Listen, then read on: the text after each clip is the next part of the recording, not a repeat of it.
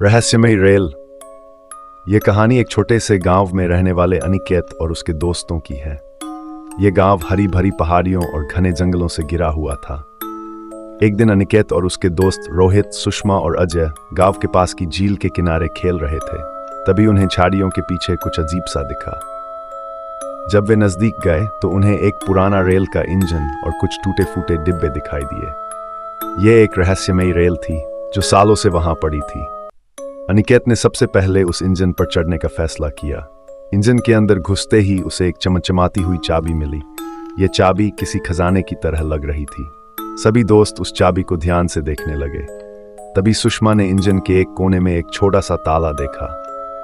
अनिकेत ने चाबी से ताला खोला तो वहां एक पुराना मानचित्र निकला। मानचित्र पर एक रहस्यमयी जगह का पता लिखा हुआ था, जिसे देखकर सभी दोस्त हैरान रह गए। रोहित ने सुझाव दिया कि हमें इस मानचित्र की मदद से उस रहस्यमयी जगह तक पहुंचने की कोशिश करनी चाहिए। सभी दोस्त मानचित्र के अनुसार आगे बढ़ने लगे। रास्ता घने जंगलों और ऊंची नीची पहाड़ियों से होकर गुजरता था। कई बार उन्हें रास्ता भटकने का डर भी लगा, लेकिन वे मानचित्र के अनुसार चलते रहे। चलते चलते वे एक गुफा के पास पहुंचे। मानचित्र में इसी गुफा का जिक्र था। गुफा के अंदर घुसते ही उन्हें एक सुनसान और अंधेरा रास्ता मिला। सभी ने अपने अपने मोबाइल की टॉर्च जलाकर आगे बढ़ना शुरू किया। कुछ दूरी पर चलते ही उन्हें एक विशाल द्वार दिखाई दिया।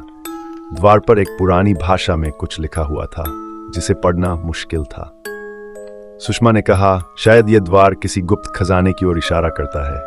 हमें इसे खोलने का तरीका ढूंढना होगा। अनिकेत ने द्वार के आसपास ध्यान से देखा तो उसे एक पत्थर पर वही चाबी का निशान दिखा जो उन्होंने इंजन के अंदर पाई थी। उसने चाबी से उस निशान को छुआ तो द्वार धीरे धीरे खुलने लगा।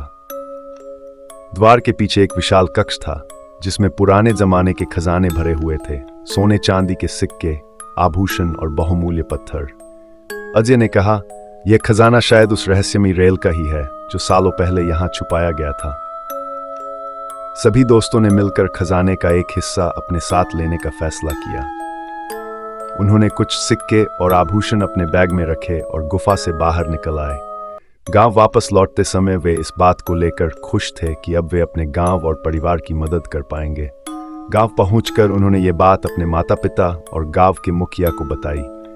सभी गांव वाले हैरान थे, लेकिन जब उन्होंने खजाना देखा तो उनकी खुशी का ठिकाना नहीं रहा। गांव के मुखिया ने खजाने का सही उपयोग करने का फैसला किया। उन्होंने गांव के विकास के लिए उस धन का उपयोग किया।